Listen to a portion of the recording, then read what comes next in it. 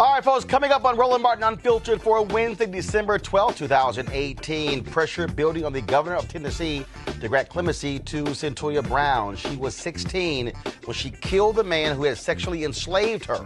She's currently serving time in prison, and she must serve 51 years in prison before being eligible for parole. People are saying it's time for her to be let go.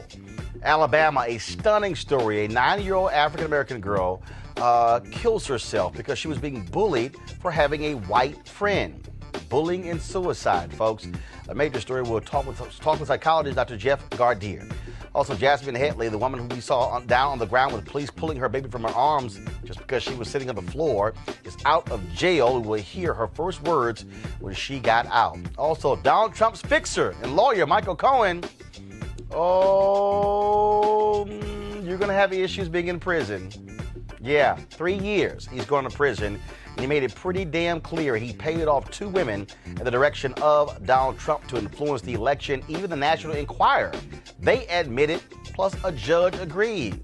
Donald, you've got issues. A black man has been in prison for 39 years for a rape he did not commit. At his trial, the judge was white, the prosecutor was white, his defense attorney was white, and all the jurors were white.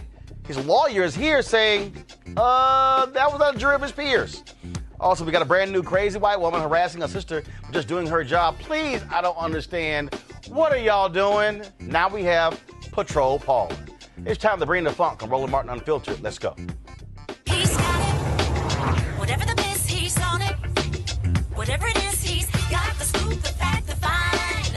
And when it breaks, he's right on time and it's rolling. Best believe he's knowing. Putting it down from sports to news to politics. With entertainment just for kicks, he's rolling. It's on go, roll, y'all. It's Roland Martin, yeah.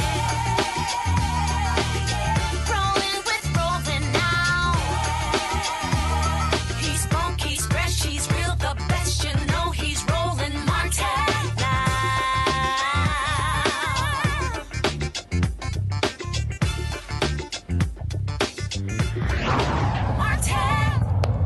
All right, folks, pressure is building on the governor of Tennessee, Bill Haslam, to grant clemency to Cynthia Brown. Remember, she was a young girl, 16, when she killed the man who bought her as a sex slave from her pimp. She was forced into prostitution. Folks, of course, last week the Tennessee Supreme Court said she must serve at least 51 years in prison before the possibility of parole. Now, a documentary was done on her. You can see it on Netflix as well. People have been talking about her case for quite some time. Many activists, people like Rihanna and others, a group of Black Lives Matter protesters demanding clemency while the governor was speaking at an event in Nashville last night. Take a look.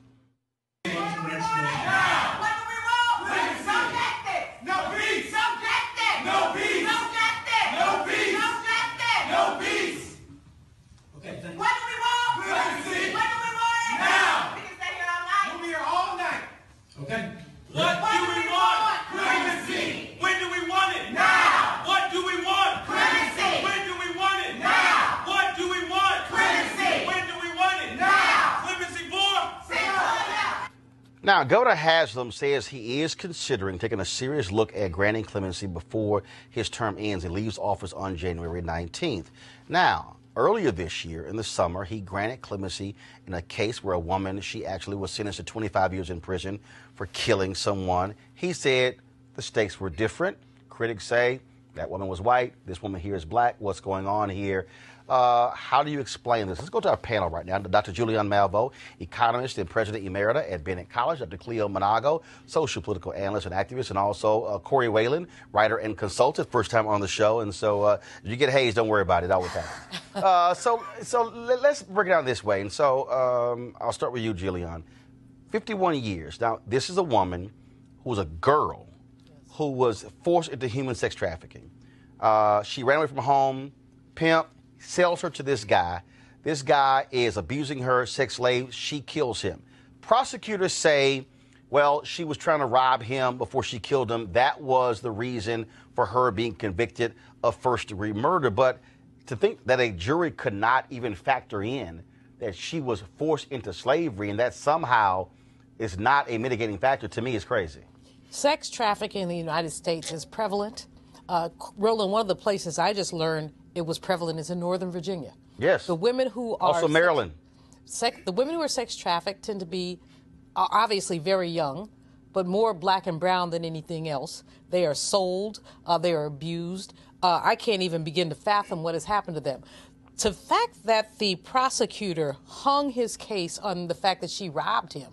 Well, maybe she was robbing him to buy food, because we really don't know what happens in these sex trafficking cases. But this is absurd. It is racist. It's beyond racist. It's sexist. It's disgusting. And this governor has the opportunity to weigh in on the side of justice. I don't know that he will, but I know that this is, unfortunately, all too common. And it really does speak to the disrespect and disregard of the humanity of black women and other women of color in the context of the sexual trafficking. Corey, the state parole board, they split on this, where some said grant her clemency, others said not in this case. But still, if you're a juror, if you're on this parole board, if you're the governor, to me, at some point you have to think. I don't know somebody who's saying, sure, I want to voluntarily be a prostitute at the age of 16. And then forced into prostitution, then the pimp sells her to another guy who's an adult who is treating her as a sex slave. I don't know how you go, okay, you still got to serve your life in prison. I mean, the whole situation is completely insane. She was a child, and she was sex trafficked. And really, I mean, can't you argue that it was a matter of self-defense? We're in a situation here where we have a young girl. She's being pimped out, and the person we're fixating on in terms of who we're prosecuting is the young girl. It seems absurd. So I think absolutely that in this case, the governor should look at it and hopefully make the right decision. It's crazy that they're focusing on her robbery, so-called robbery, and not the pimp, not the guy who literally bought this woman. The whole thing is just insane. Cleo, first of all, she was convicted 12 years ago, 2006, sentenced to life in prison. The guy who she kills, real estate agent Johnny Allen, and somebody had asked me yesterday, whether or not the guy who she killed was white or black. Actually, he was white. And of course, it's got national attention here. But again, life in prison, and you're a sex slave? I didn't know that he was white, so he was white. Okay, well, I think that's significant. I think that probably is relevant to the decision that people made. And it's interesting that the term robbed is being used because she was robbed beyond compare. I mean, she was her freedom, her capacity to be a safe human being on the planet Earth was robbed. So I think it's peculiar, but now that I see the racial dynamics, it's starting to make more sense to me why this makes no sense. But it's my perspective, frankly, that women or anybody is a victim of domestic violence should be able to kill their violator and go home and go to sleep. I don't think they should do any time when they're in the throes of a person who is terrorizing them and destroying the quality of their life and their safety and their freedom. So that's my perspective. Obviously, I wasn't on the juror, but it'd be interesting to find out the gender dynamics of this jury as well. But yeah, being that she killed a white man, which is, in Tennessee, it's contraband in this country, that's likely connected to why she got sentenced. Julian, the piece of this role that's important is that had they upheld the life imprisonment sentence, she would have had the opportunity to appeal. Because they reduced it from life imprisonment to 51 years, she does not now have the right to appeal, so her only recourse is the governor's clemency. So that's worth noting, is that this parole board has been very Machiavellian in their attempt to ensure that she serves a significant sentence. Corey, actually, so this is a Newsweek story. So prosecutors say Brown killed Johnny Allen, 43, in order to steal from him. She took several firearms and his pants, which contained his wallet. They also pointed to her past drug use and criminal juvenile record in an attempt to show a pattern in her life. She was a sex slave. What do you mean a pattern in her life? Like, this man bought her. Even just hearing the way that is contextualized is just so wrong. It makes it look like she just went into this guy's house and stole from him and took his weapons. And she has a history of drug use. She also has a history of being sex trafficked. I mean, come on, just that. It's just enraging, honestly. And so again, so Haslam, again, he leaves office on January 19th. That's when he will have to make that decision. And so the question is whether or not he will leave it up to a new governor to pick up this case. Now let's go to Alabama, where there's a tragic story. 9-year-old Mackenzie Adams, of course, committed suicide in early December. Folks, her mom and grandmother said she was bullied at school because she had a white friend and because a white family drove her to school. The family says they told the school about the bullying. The school says there's no record of that. In any event, this 9-year-old girl is dead.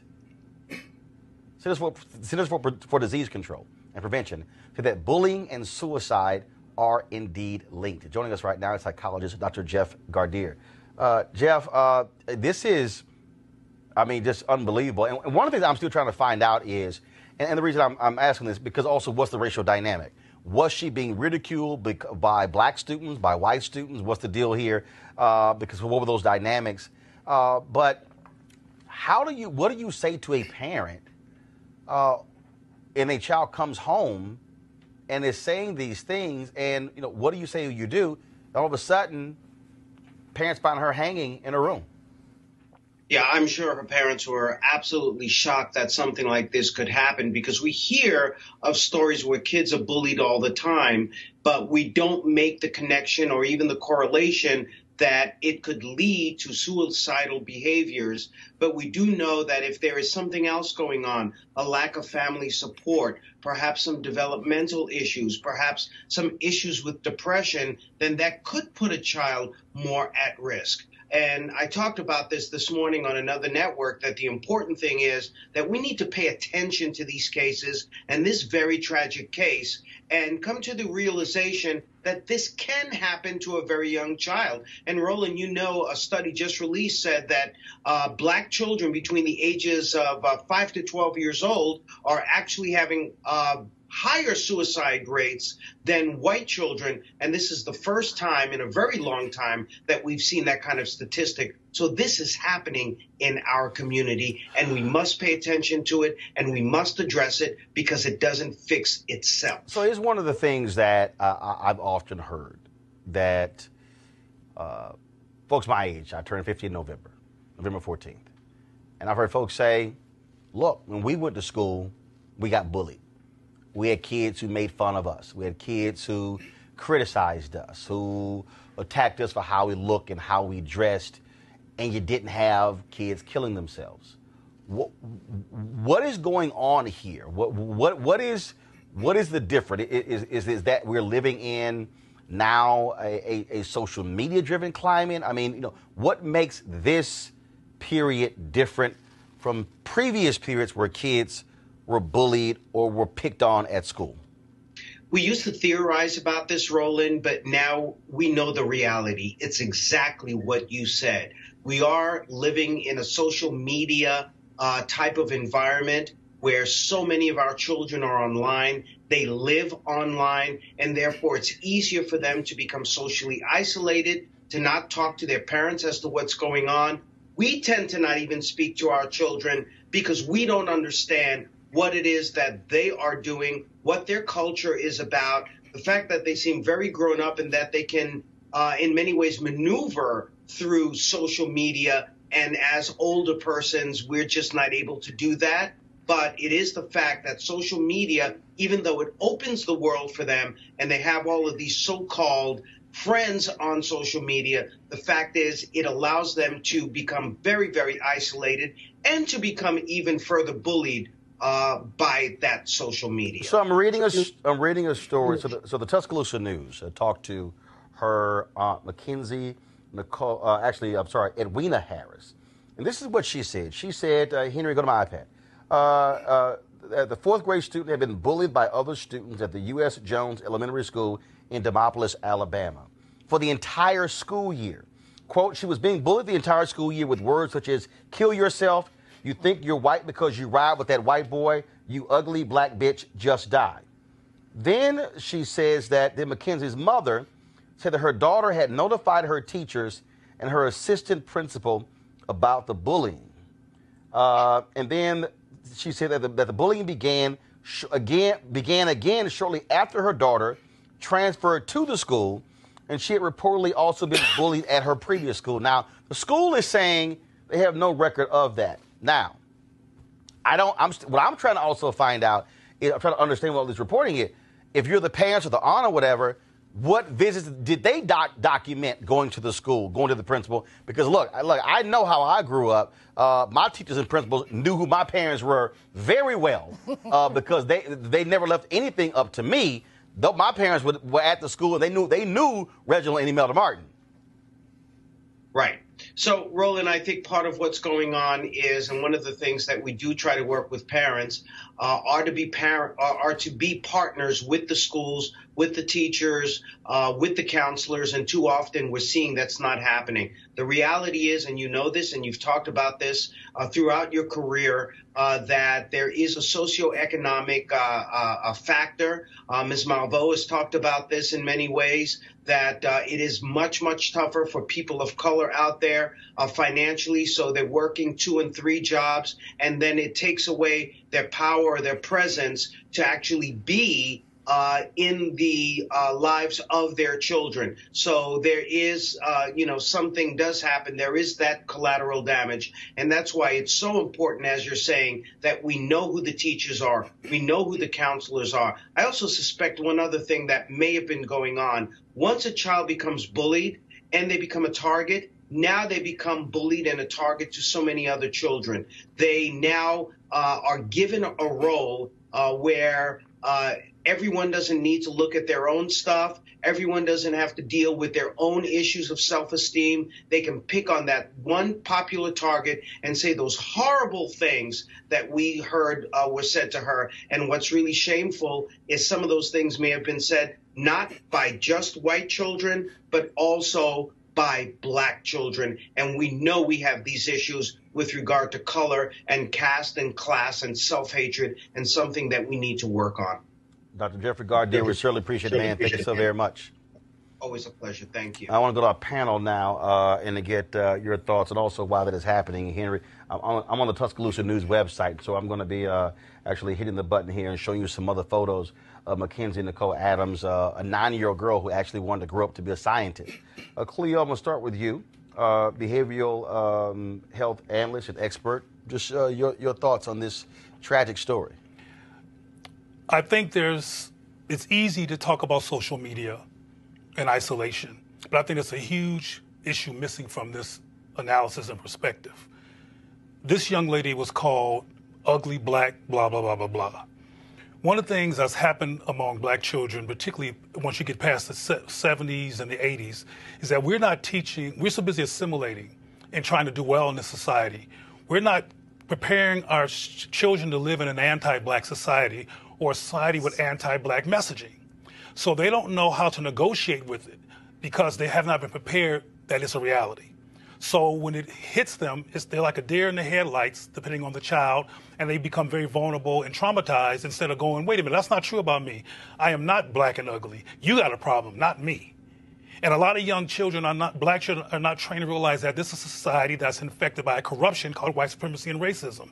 The lack of critical analysis makes them second guess themselves and consider the ugly consideration around what they look like because the society is anti-black. All that to say, and to be repetitive on purpose, is that parents need to prepare their child for living in a society that, whether it's media or whether it's other kids at school, that's going to put out anti-black messaging. And they need to learn to separate the toxic behavior from who they really are. And frankly, based on my own work with youth, which occurs weekly, most children are not being prepared to critically analyze and reject anti-black notions. The lack of preparation, they internalize them, and they might wind up not just killing themselves. Some people don't do that, they just take drugs. Julian?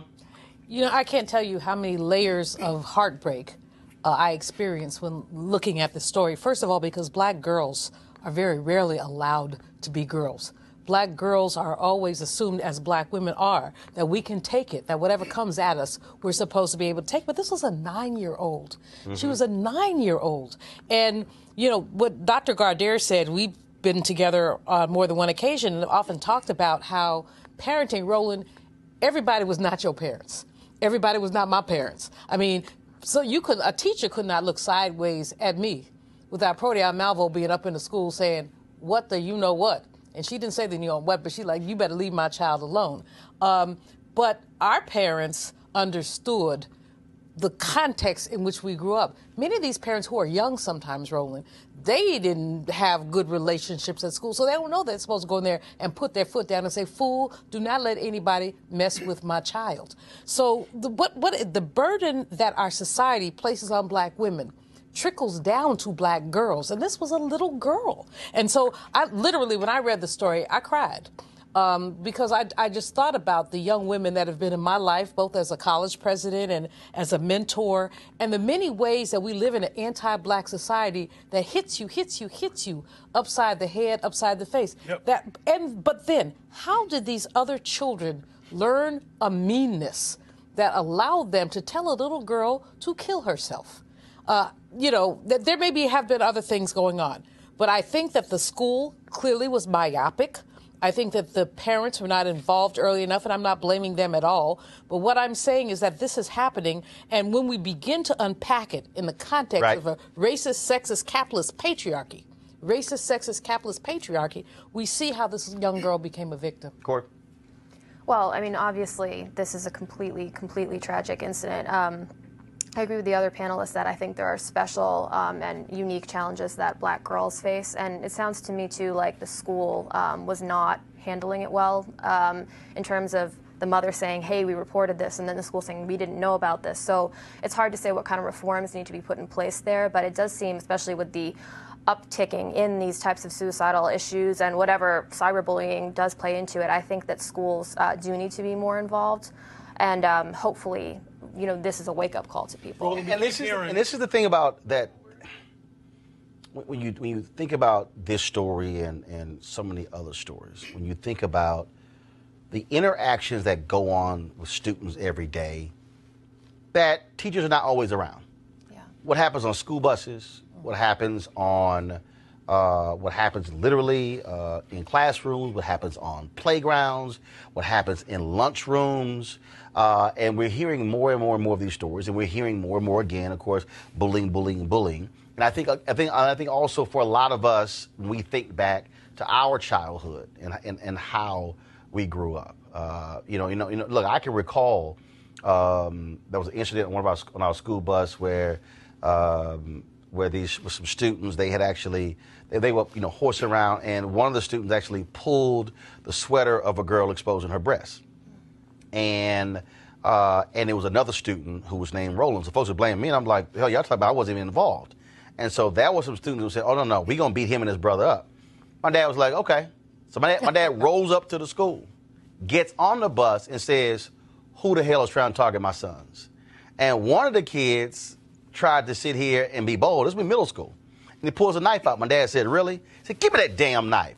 Snatched it out of his hand. And literally said, let me be clear. Anybody touch one of my sons, you're gonna have to deal with me. That was an involved parent. Right. But the thing, my dad had no problem, putting fear in other kids. But that was an involved parent, and what you see so much less now, for so many reasons, are parents who are not involved. Look, when I was at Dr. Phil's show, you remember the story of the brother in Florida, where they were pulling his daughter's hair and they were pelting her with stuff, and the dad got on the school bus and said, mess with my daughter again, I'm gonna kill one of y'all. And they targeted him, and he said, look, my daughter had been picked on, had been bullied, had been berated. He said, and I had to come to the defense of my daughter. And he was in trouble, and I was on the show with him, and I said, I'm sorry, y'all, I'm with the daddy. That man said, my job is to protect my daughter. Cleo, you want to make a point? Go ahead. We keep referencing that the school didn't do anything. I want to go back to the fact that if black parents are actively involved in their children's lives, which apparently happened with you, and apparently happened with you, you have role modeling on how to critically evaluate the situation and know the difference between you and their madness. If the child does not know they were involved. If the child does not know the difference between dysfunction, madness, and corruption and who they are, they fall for the corruption. So I want to reiterate the fact that schools are supposed to be there to do what they do, but this has to start at home. Parents need to. I got to reiterate this. I'm trying to make. Go ahead. For example, after I do a lot of speaking engagements as well, and I remember speaking to some parents after Dylan Roof did the murder, and I asked those parents. Emmanuel AME in Charleston. Yes. Right, and I asked this room full of parents in, I forgot what city it was in, but I asked them, did you talk to your children? First of all, I said, are your children aware of the Dylan Roof massacre? And there were children in the audience, and they were shaking their head like this, and the parents saying yes. I said, did you actually take your child to the side and give them opportunity to tell you how they felt, to actually express how that impacted them, so they can actually have a way to negotiate it instead of internalizing the implication that something's wrong with being black because Dylan murdered these people?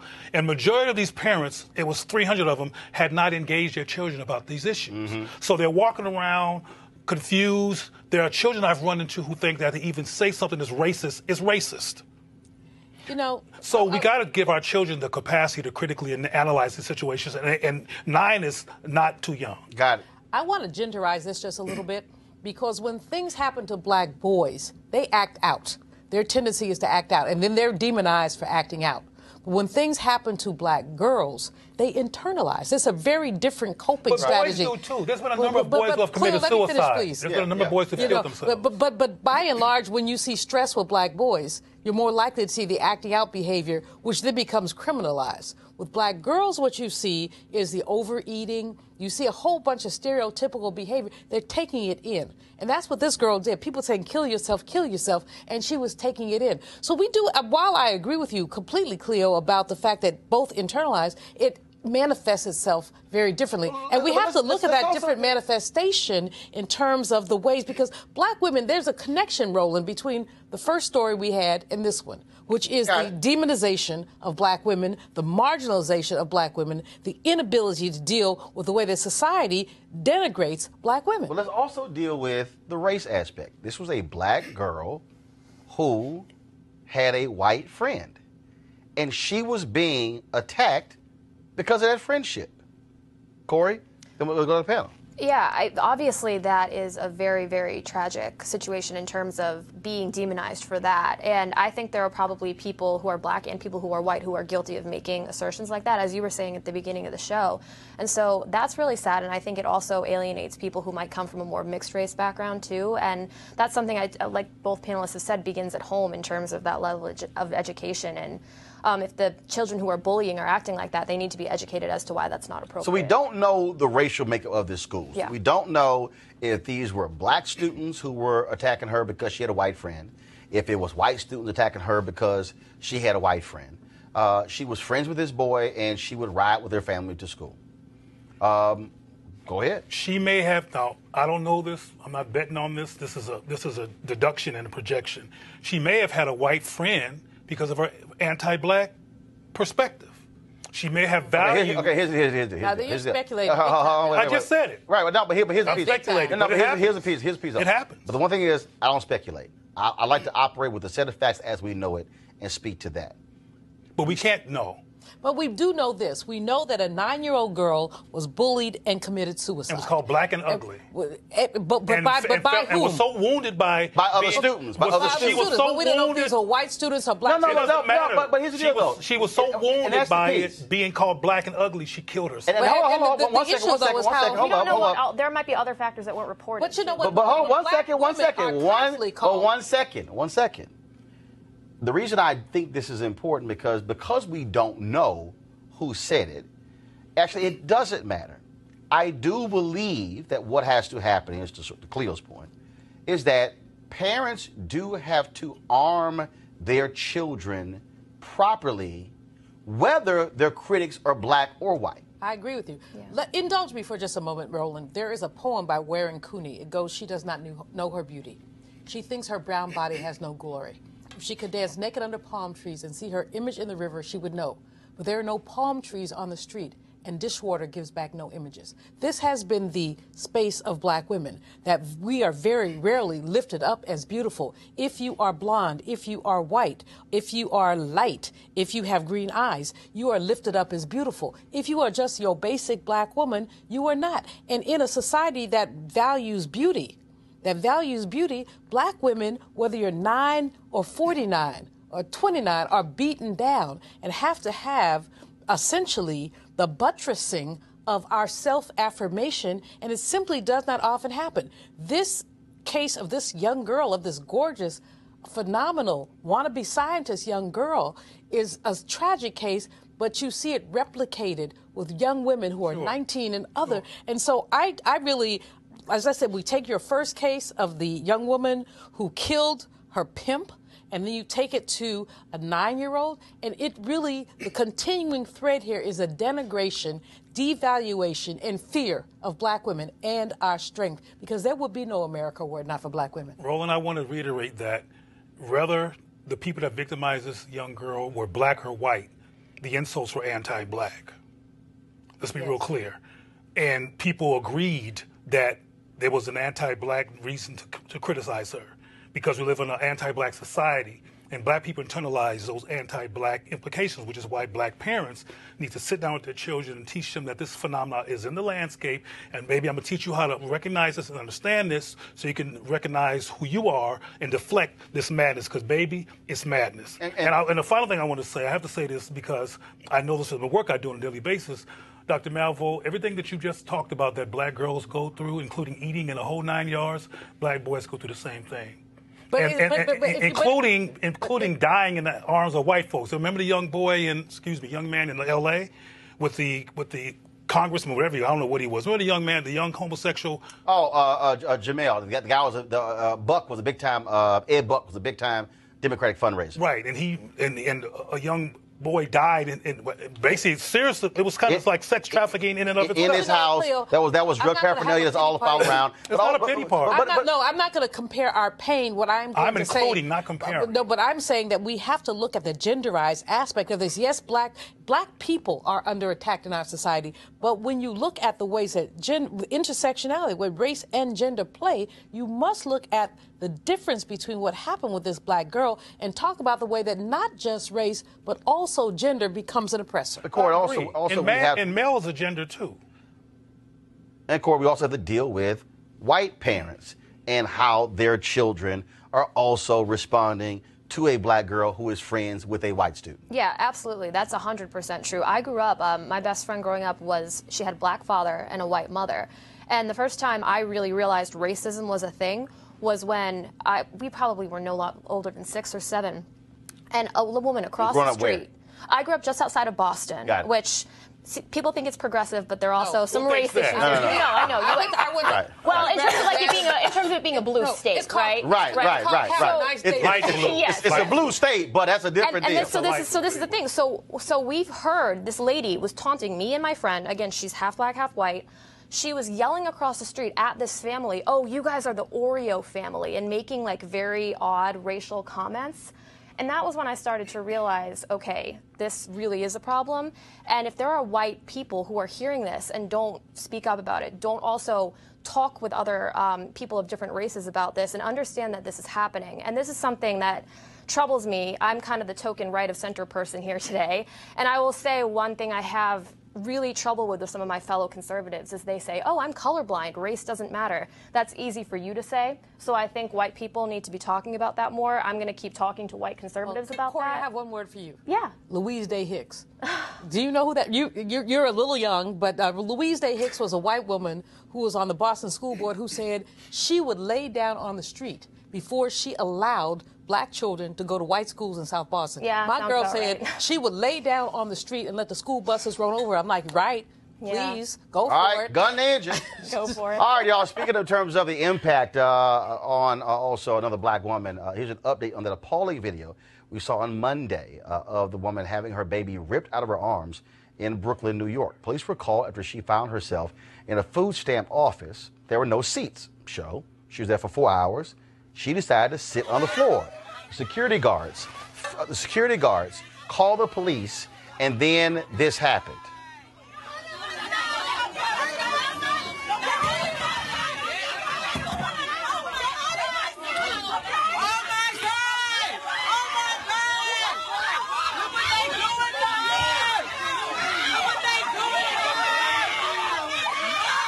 Now, the woman was being held in the New York City jail, the notorious Rikers Island, but a judge ordered her immediate release and all charges were dropped, but she was there for several days. Now she's free, and she got out last night, and here's what she said. I just want to thank everybody. Could you come up to the mic? Thank you. And all the support that I've been getting in New York, and just all the great people who's been supporting me. I haven't got to read all of the articles and just all of the great things and all of the love, and I'm accepting it, and I'm just so grateful to everyone. And I'm just happy to be free, and I just need to see my boy. So thank you, guys. She has also now been reunited with her baby son. Now, here's the question. Would she be out of jail if there was no video? No, she would be. First of all, this thing, again, I guess, Roland, your theme today is how many different ways can we kick a black woman? But no, she wouldn't be out. If this had not gone viral, so praise the Lord for these, and she not gone viral, she would still be there. The issue is the employee at a social service office who calls the police on a woman because after standing for 4 hours, she decides to sit on the floor. And literally, that was it. She literally she wasn't yelling and screaming. Oh, she just sat She was down sitting on the floor. Because she was tired because her baby boy probably weighed 20 pounds and she's been standing there for I don't know how long. So social service is social disservice. And I saw the congressman, not the congressman, the city councilor from Brooklyn on something, and he talked about the fact that this was ridiculous, but it was ridiculous, and what we've done is demonize people for their poverty. You are poor, you need food stamps, you go to get them. You're patient, you stand in line. That's what you do. You haven't yelled, you haven't screamed, you haven't done anything to anybody except just be black and female and hungry. And so, no, if this had not gone viral, her child would be in the bowels of foster care right now. Cleo? I was just writing about how thankful black people should be for the invention of this tool just this morning in something that I wrote for social media, because this society casually dehumanizes black people. I mean, you heard about the young man who was outside of his house celebrating his birthday and was anally raped by the policeman on the city streets. So that was on video as well. And the question goes back to that as well. If that was not on video in that instance, in this instance, of course we wouldn't have heard nothing about it. And I have to reiterate that this has been going on for a long time, and there's some people sitting in jail, like somebody we're going to talk about in a moment, for years, who if these existed a long time ago, they would not be sitting in jail. Yeah.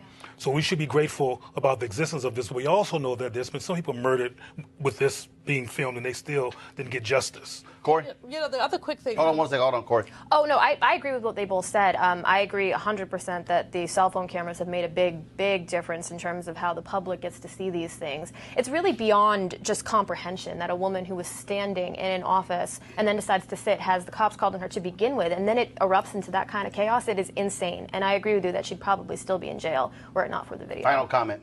When we look at these things, even with these, the police try to make excuses for themselves. We saw this afterwards. This was normal protocol. No, it was not normal protocol. This was inhumane nonsense. And so the thin blue line allows these people, even commissioners of police, to try to make excuses. And that's where we have to stand in the gap. And so, Roland, thank you, and so many others have stood in the gap to say, this ain't happening. Well, also, I'm telling you, it's getting to the point we talk about body cameras for cops. Hell, black people going to need to wear body cameras. Like literally wearing a camera anytime you go out in public because you can't count on somebody else actually having their camera. All right, folks, let's talk about somebody white in trouble. Michael Cohen, Donald Trump's attorney. See, you ain't gonna switch it up. Huh? You ain't gonna hear that on CNN, or MSNBC, or Fox News. Michael Cohen was sentenced today to 3 years in prison. Of course, he had tons of jobs. He was Donald Trump's personal lawyer and fixer. He was executive vice president of the Trump Organization, the deputy finance chair of the Republican National Committee. And before he was sentenced, he said this, as quoted in the New York Times: "I blame myself for the conduct which has brought me here today. And it was my own weakness and a blind loyalty to this man," a reference to the orange one, "that led me to choose a path of darkness over light." Cohen said the president had been correct to call him weak recently, quote, "but for a much different reason than he was implying. It was because time and time again I felt it was my duty to cover up his dirty deeds rather than to listen to my own inner voice and my moral compass." Oh, but it gets worse for the Donald. Federal prosecutors in the Southern District of New York announced today that they had reached an agreement with the parent company of the National Enquirer, you know, that trash newspaper. The National Enquirer, they bought and then buried the story of Donald Trump's alleged affair with Playboy model Karen McDougal. Now, the prosecutors said that the National Enquirer admitted they did that in order to aid Donald Trump's campaign and to have an impact on the election. Corey, Donald Trump keeps saying, "I'm good, I'm in the clear."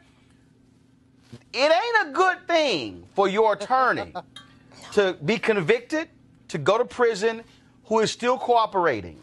For the National Enquirer to admit they were colluding with the campaign to bury this story and to pay off the actual, so the Enquirer paid the money, but then they would reimburse, I guess, whatever from Trump and his people. Yeah. Ain't a good day for the MAGA fans. No, it is not. Donald Trump, he keeps moving the goalposts on this and other issues. One day he'll say, "I did nothing wrong." The next day, he or Rudy Giuliani will say, "Well, it doesn't matter if he did anything wrong." It's just a mess. I was telling the co-panelists here when we were sitting in the green room before, I'm a former Republican, and all this just nonsense. Recovery? In recovery, that's one way of putting it. I'm in rehab. I mean, what program? I need a 12-step program because this gets more insane and more insane by the day. And I wish that, and there have been polls that show that Republicans still support Trump. Again, a lot of people like me have left the Republican Party, so keep that in mind when you see those polls. But people need to stop hitching their star to this guy's wagon. He's never even been a conservative or a Republican, and everyone is just selling out to him. All these cowards on Capitol Hill, the media asks them, "Hey, what do you think about this and that?" And all the Republicans scurry away while in private goes, "I don't care." Hold on, I can tell you, as the former communications director for a Republican member of Congress, I can tell you what these guys say in private and what they say to press are two totally different things, and it's all going to come crashing down for them at some point, and I feel like we're getting there. To have Giuliani, again, you see Trump, and like today, he basically didn't come to work until about 3 o'clock. Sat in the residence, watched television the whole time.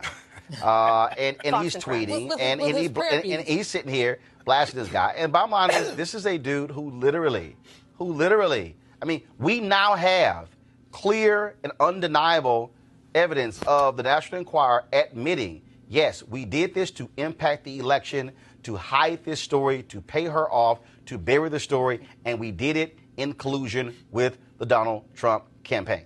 Family values. And now you have Michael Cohen, who was setting up meetings with the Russians, who has given that evidence to Mueller. And it's just, and that's what I kept telling everybody. Y'all, Watergate took 900 days. Okay, it was 900 days from the beginning of the break-in to Richard Nixon resigning. I kept telling everybody. I'm like, so stop acting. And Mueller was going to get this thing done in 3 months. This thing has been a slow build, and he's just been chipping away and chipping away.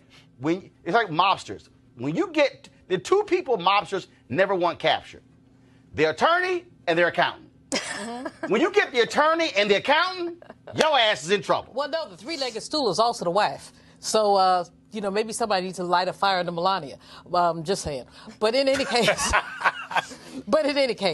the fact, Roland, as we know, the walls are crumbling down, the walls are falling down. And Corey, I'm happy to hear your point because this is what these people have brokered to get the courts.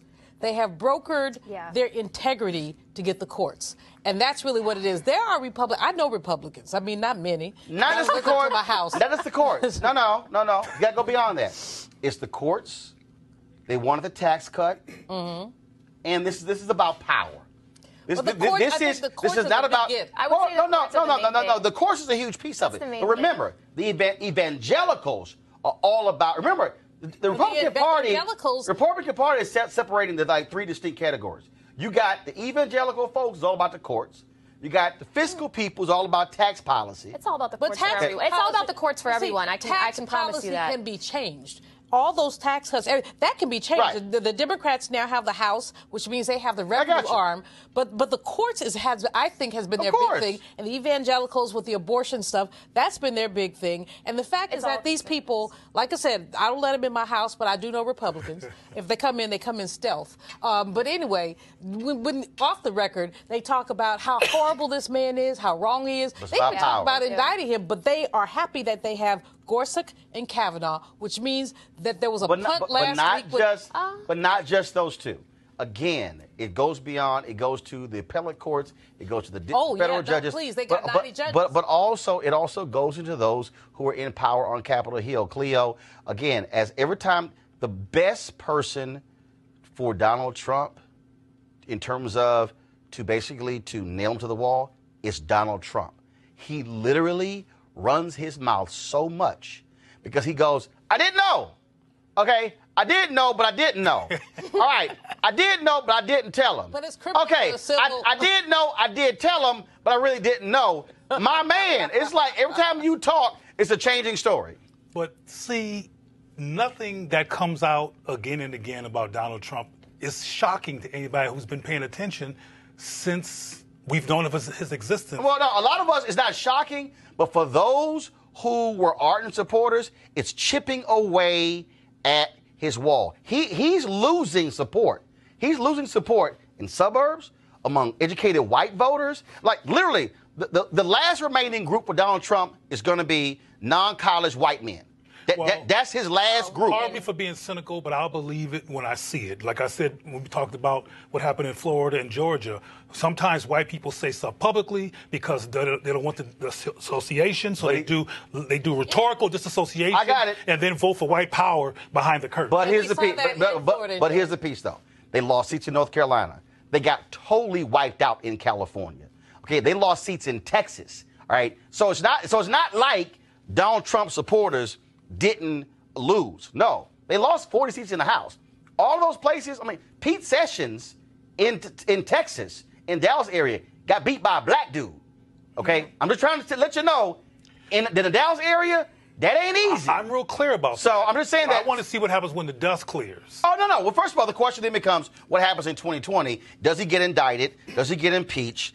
Is he thrown out? The question, what happens then? And will people still turn? But what I'm saying is, what is happening? He is seeing an erosion of support. The question is, will they take that erosion of support in polls? Will it transcend to not voting for him in 2020? Exactly. That's the only question. But again, go ahead. Said that they say one thing publicly and they say another thing in the rooms that she's been in. Go ahead. They do. I mean, but also, like, pretty much all politicians do that, depending on the issue. But as it pertains to Donald Trump and a lot of Republicans, not all, but a lot, that is the case. That being said, we were talking about how Watergate took a long time. We do not know what is going to happen between now and 2020. We could find that this whole Russia thing, really, there's not much to it. That's possible. I don't think we know. This campaign finance thing, we just don't know yet. Corey, we just don't. We don't know yet. Friend, wake up and smell the coffee. Look, I don't like Donald Trump. I would love to see him being taken down. We don't know. We don't know all the details. We don't know what the finale will be, but what we do know is what we're seeing right now. But that will affect 2020, though. My point is with Republicans, if we keep the status quo of, like, no one really knows for sure, I don't think the support will get totally eroded, but it could be that everything blows up in 2020 and Republicans... Hold on. Democrats have the white person, they could wipe him out. The question is who the white person. Here's the piece. We gonna know, but all I'm saying is, while we getting there, some folks keep going to jail. All right, folks, time to go to a break. One of our partners here, of course, we want you to write this website down, marijuanastock.org, marijuanastock.org. And so here's why. As we transition into the holiday season, this is the time, of course, when we start thinking about giving and sharing. And sometimes the best gift can be something you give someone, which is an opportunity that can potentially change their lives. That's why our friends at Transatlantic Real Estate have created an investment opportunity for the everyday investor. It involves legal marijuana and crowdfunding. And we all know that legal marijuana has created one of the fastest growing industries in the nation, a multi-billion-dollar industry. We also know that crowdfunding makes it easier to be an early investor of an opportunity, but it gets easier. Transatlantic Real Estate is different. They have a business model that is simple to understand. What they're going to do is they buy land that supports marijuana grow operations and lease it to licensed high-paying tenants. Now, what that means is you're investing in the landlord of a licensed marijuana farm in a high-growth market. Now, you can invest little as $300 up to $10,000 before the company goes public. And here's the piece. They have recently extended the offer, which means you still have time if you take action now. Now, keep in mind, you must complete and confirm your application to participate, so be sure to complete the process. Now, look, don't spend all of your money over the holidays and end up with empty pockets. Instead, get a return on your investment. You can also consider making this an investment for someone special. To get started, go to marijuanastock.org. Marijuanastock.org. If you want to get in the game, you can do it now. All right, folks, here's another story that is pretty crazy. At 18 years old, Elmer Daniels was tried, convicted, and sentenced to life in prison for a rape he says he didn't commit. It was an all-white judge, all-white jury. He is now 56 years old. Has been in jail for 39 years. His attorney appealed his conviction based on flawed testimony that he says proves his client was wrongfully convicted. Attorney Emeka Igwegwe joins me now to give us the status of this case. Emeka, how you doing? Hi, Roland. How you doing? So he's saying, I didn't do it. He's been in jail for 39 years. What are you presenting to show that he did not commit this crime? Well, first of all, Roland, had me on your show. Your viewers should know that at the age of 18, my client, Elmer Daniel, was given a life sentence for a crime he didn't commit. It's important to know that he's not getting off on a technicality. He's getting out because he's actually innocent. He had a strong alibi at the time of trial. We know that the state's key witness, a 15-year-old, lied on several occasions, and only when that witness was threatened with being charged with the rape because he himself was a suspect did he finally mention the name of my client, Elmer. We obtained transcripts of our client that show that he was not in the same math class as the state's key witness, contrary to what he told the police. He said he knew that it was the rape because they were in the same 8th grade math class together. Now, you would think the prosecuting attorney would obtain the transcripts of my client, or his defense attorney would have obtained the transcripts as well, too. Unfortunately, neither one of them did, and that's why my client was convicted. We know from the statements of the witness of the rape victim that my client did not match the description. She said my client had a broad nose, and my client has a narrow nose. She said my client had bitten fingernails all the way to the cuticles, and a court-appointed psychiatrist who looked and examined Mr. Daniels was prepared to testify to the judge that my client's fingernails had never been habitually bitten. So I'm just giving you a small example of all the evidence that didn't come out on trial that proves my client was, in fact, actually innocent. And so you said you also have some very important news you wanted to share. What is that? Well, today, after 39 years in prison, my client's birthday is today, and I'm pleased to announce to your viewers that the judge signed the order to dismiss the indictment against Mr. Daniels. We're breaking up. Go ahead. We've been Okay, actually, hold tight 1 second. 48 hours. Hold tight 1 second. Hold tight 1 second. I'm going to do this. Hold tight 1 second, guys. Take him off Skype. Call him on the phone. I want to get a clear connection so I can be sure to hear correctly. So please take him off Skype, put him on the phone so I can get a better understanding of what he's saying. And so let me roll back the details of that, okay? So we were talking about, again, this man who was convicted, 18 years old, Elmer Daniels. He's now 56 years old. He's been in jail for 39 years. And his attorney, Emeka, was just saying that the judge in the case has signed the order to actually vacate the conviction.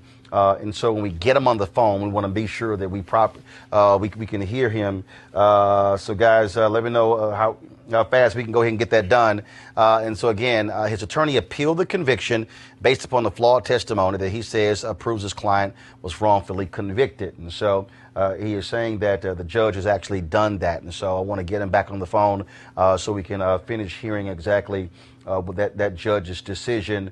So we'll go ahead and wait for this. You there? All right. Are you there? Hello.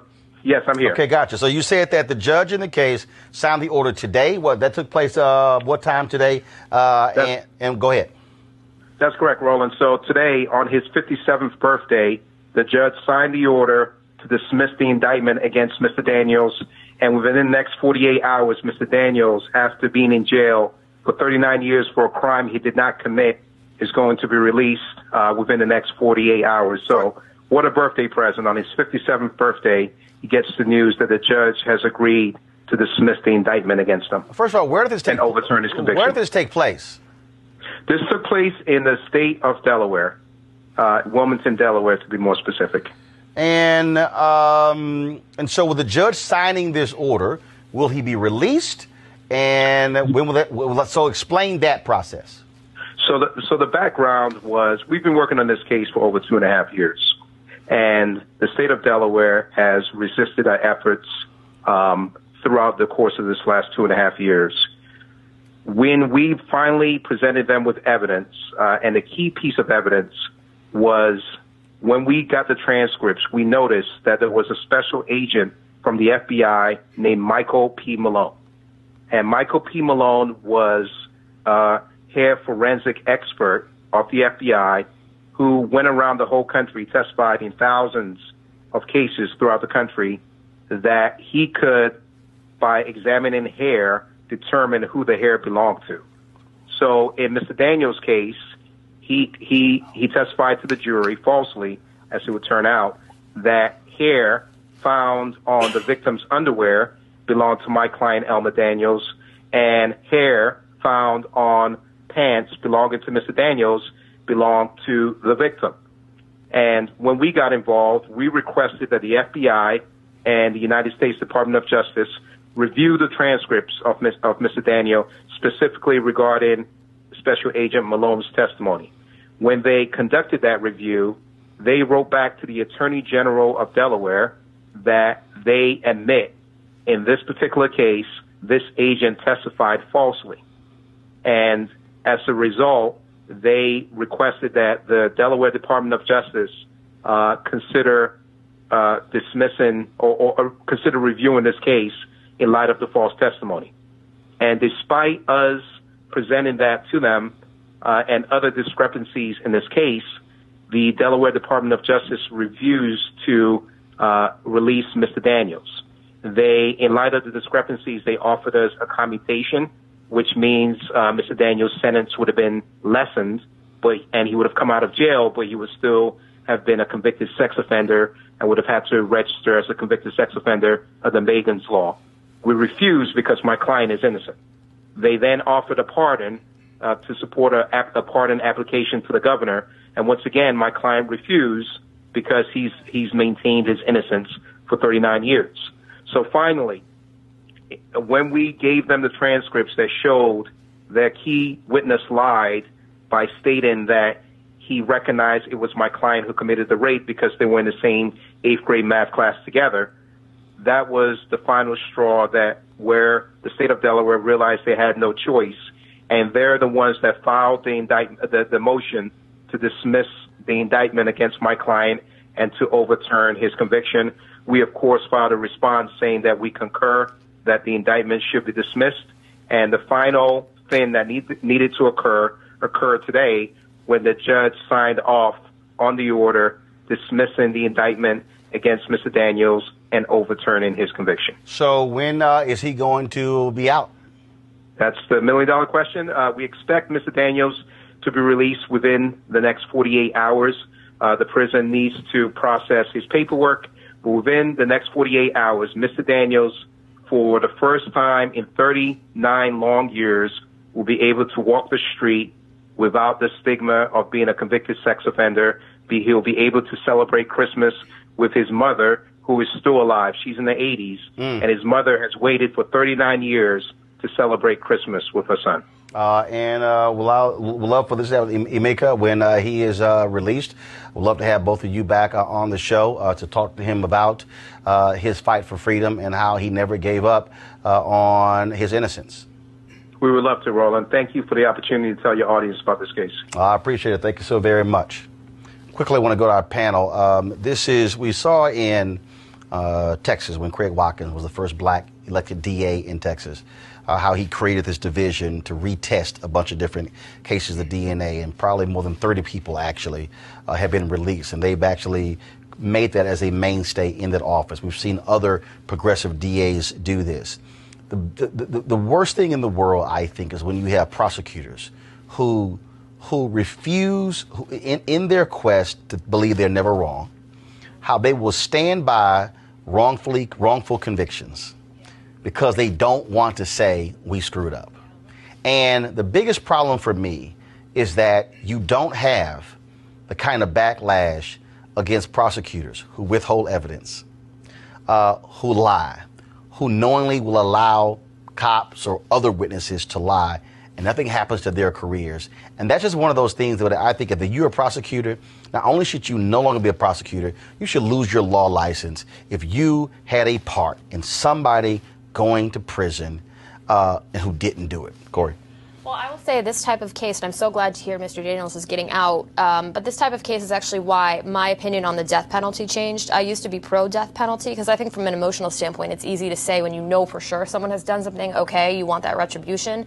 However, this is so common. You mentioned the situation in Texas where they retest, and I think that should be implemented. And many of them were on death row. Yeah, exactly. That's my point, is that as someone who is generally skeptical of government power, and especially as it pertains to marginalized communities, people who can't afford a good lawyer, people who, quite frankly, are in a system where the public defenders might be more, in line with the prosecutors. You see this all the time with inadequate, representation for people. So I would say we need to keep doing more of this as a society. I think it's very important for these cases to be publicized and brought to light so people understand how critical it is to look at all the evidence anew and for people to look at these cases from 39 years ago. It's crazy. So I say no death penalty, and let's look at these cases. I agree, and I support the testing that you raised, Roland. I'm sure you're familiar with Barry Scheck's Innocence Project. Yep. And how that project, through DNA, has released lots of people, particularly black men, in Yep. rows who have been found to be not even at the scene. There's no forensic evidence. And because they were black, they were easy to convict. One of the things that's easier than melting water or ice in sun is convicting somebody black of a crime. And I'm glad that these situations are bring themselves forth because this is a biased society when it comes to law enforcement. And here we go again. But in Daniel's case, Mr. Daniel's case, he was released, and that feels good. You know, Roland, I chair the board of Push Excel, which is Reverend Jackson's educational arm. We've got a staffer in Chicago, Johnny Savory, who was convicted at age 14 of a rape that he did not commit. His mother maintained his pace at the dinner table for over 30 years, had his plate sitting there for over 30 years. And so I'm relating to this case, thinking about how important the family support is, how important that family faith is. I mean, Johnny didn't do it. They finally figured out that he didn't do it, and he was let out. But this man was in jail for more than 30 years for something he did not do, that he was convicted 39 years. At age 14. So this man is the same kind of thing. Right. And so props to his mom and props to his community, because we know that without that community support, these brothers and sisters, we have sisters who are wrongfully convicted as well, they lose faith. Yep. And losing faith causes them to do a certain kind of acting out inside the system. But also, he could have gotten the sentence reduced. But he said, I did not do this. Precisely. He was willing to stay in prison. He refused to admit to something that he did not do. Yep. And I think that's very pivotal and very critical. Yep. And what we know is that this just keeps happening to black people. And you're right. They should lose their licenses. I mean, they should be put up under jail. You got somebody who's been in jail for 39 years because of your BS? Look at the Central Park Five. Those DAs still do not admit and are still defending it. And are still defending it. And one of them is a law professor, I think at Columbia or one of those schools. I don't know how in the hell. I don't know how in the hell. Y'all's president of the United States. I don't know how in the hell. I don't know how in the hell she teaching anybody. All right, y'all. So you know what? So here, this is a regular feature on our show. This is a regular feature on our show, and we call them crazy ass white people. He's the first crazy-ass white man. Tennessee nurse, yes, Corey, it's called crazy-ass white people. It's fine, there's plenty of A Tennessee nurse was racially profiled by a sheriff's deputy while trying to care for a white patient. Y'all, Stephanie Dash, a home health nurse, was questioned after entering her patient's home last week. The deputy peeked through the window when Dash arrived, knocked on the door to question her. Now, the white patient explained to the deputy that Dash was her nurse, but the deputy told the patient that she had received a call about a suspicious person in the area. Now, the deputy, identified as Rhonda Casillas, wasn't convinced, so Dash went out to her car to show the deputy her ID badge for the hospital she works with, as well as her nursing equipment. Dash even went further and called her employer to verify that she was indeed working there. But Casillas wasn't satisfied and waited outside of the patient's home until Dash left. Dash, as well as her employer, has filed a report against the sheriff's department. And the sheriff's department says they're investigating the incident while the deputy remains on patrol. How in the hell is the deputy still even patrolling? What she should be patrolling is the jail cell that she walks around. That's what she needs to be patrolling. I mean, but again. But you asked her a question. Why is she still patrolling? Because she has system support. White supremacy system support. That's crazy. Innocent until proven innocent. The patient's like, yo, that's my nurse. And I need my I got an ID. What more do you need? But nobody's listening. What more do you need? You're black and you're I don't know what more do you need. No, it's all this. It's like, oh no, you black. No, they ain't you. They ain't you. All right, y'all. Crazy white woman. Y'all remember Pool Patrol Paula? A South Carolina woman who hit a black teenager and then kicked him out of a pool in June? Just in case y'all forgot, press play. Get out! Get out! Get out now! There's 3 numbers I could dial. 911. Okay? Yeah, right. Get out. Little punks. Where y'all, Pool Patrol Paula, better known as Stephanie Strimple, pled guilty Monday to assault and battery for hitting the teenager. She now must pay a $1,000 fine. Of course, you wasn't too happy that video was playing. Good Lord. Why do people act like that? Is that a rhetorical question? I mean, I know. You're the whiteologist on the panel. I know. Is that a rhetorical question? So it's a rhetorical question. It's me expressing my frustration at the fact that people do act like that. So all she gets is a $1,000 fine? Like, she don't get 30 days in jail? Right. She gets no can of whip, you know what? Yeah. She can't spend like 20 minutes with me? Okay. 20 minutes. 20 minutes? Is that enough time? All right, y'all. Well, this is another case where it wasn't for video, y'all. Same thing. If it wasn't for this, she would have got away with it, and we had an assaulted child who might have considered suicide, because when white people hit you, it's like God hit you because they're better than everybody. Or the child would have been incarcerated, or something would have happened to the child. 20 minutes, Corey. Just 20 All right, y'all. Okay, I'm actually over time, but I'm going to go ahead and play this here so you know. Y'all know. First of all, Fox News won't call me. I wonder why. I don't know why.